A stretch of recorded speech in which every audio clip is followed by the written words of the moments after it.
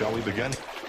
Hello friends, welcome back to House of Happiness. இன்னைக்கு chilli idli எப்படி பண்றதுன்னு நம்ம பார்க்க போறோம். இத வந்து ஈவினிங் ஸ்நாக்காவோ இல்லனா டின்னராவோ நீங்க செய்யலாம். நான் வந்து லெஃப்ட் ஓவர் இட்லிஸ்ல சில்லி இட்லி எப்படி பண்றதுன்னு உங்களுக்கு காமிக்க போறேன். ஃப்ரெஷ்ஷா பண்ண இட்லிஸ்லயா இருந்தாலும் இது டேஸ்டா தான் இருக்கும். சோ வாங்க நம்ம வீடியோக்குள்ள போலாம். ஒரு pan எடுத்துக்கோங்க. அதுல 2 டேபிள் ஸ்பூன் ஆயில் ஆட் பண்ணிடுங்க. ஆயில் நல்லா சூடாகட்டும். இப்போ நம்ம இதுல கடுகு ஆட் பண்ண போறோம்.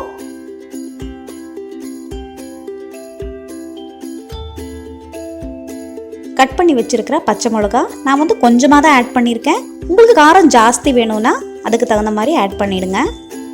ஒரு ஆனியனை குட்டி குட்டியா கட் பண்ணி வச்சிருக்கிறத இப்போ ஆட் பண்ண போறேன். கறி லீவ்ஸ் இப்போ இதை ஆட் பண்ணி நல்லா மிக்ஸ் பண்ணிக்கோங்க. இந்த ஸ்டேஜில் நம்ம சால்ட் ஆட் பண்ணிடலாம். அப்போ தான் வந்து ஆனியன் சீக்கிரமாக வெந்துடும். ஒரு 2 to 3 minutes ஆச்சும் நீங்கள் இதை ஃப்ரை பண்ணிகிட்டே இருக்கணும்.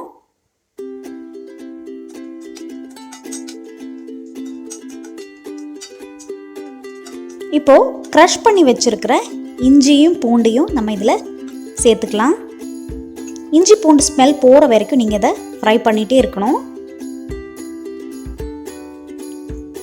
இதில் கட் பண்ணி வச்சுருக்கிற கேப்சிகமை ஆட் பண்ணலாம். கேப்சிகமை நல்லா க்யூபாக கட் பண்ணிக்கோங்க. கேப்சிகம் வந்து ரொம்ப நேரம் ஃப்ரை பண்ண வேண்டாம். ஒரு 2 to 3 minutes ஃப்ரை பண்ணால் போதும். அப்போ தான் உங்களுக்கு சாப்பிடும்போது ஒரு க்ரன்ச்சியான ஃபீல் கிடைக்கும். நான் இதில் 2 table spoon tomato chilli sauce add பண்ண போகிறேன். உங்ககிட்ட வெறும் டொமேட்டோ சாஸ் மட்டும் இருந்தாலும் நீங்கள் இதில் ஆட் பண்ணலாம். ஆட் பண்ணி நல்லா மிக்ஸ் பண்ணி வச்சுக்கோங்க.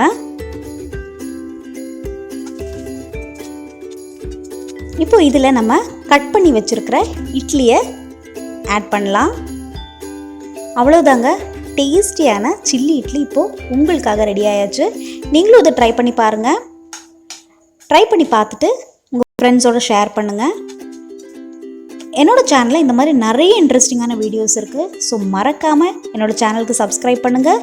இன்னும் ஒரு இன்ட்ரெஸ்டிங்கான வீடியோவோட நான் உங்களை மீட் பண்ணுறேன். Till then, take care and bye bye from Priya.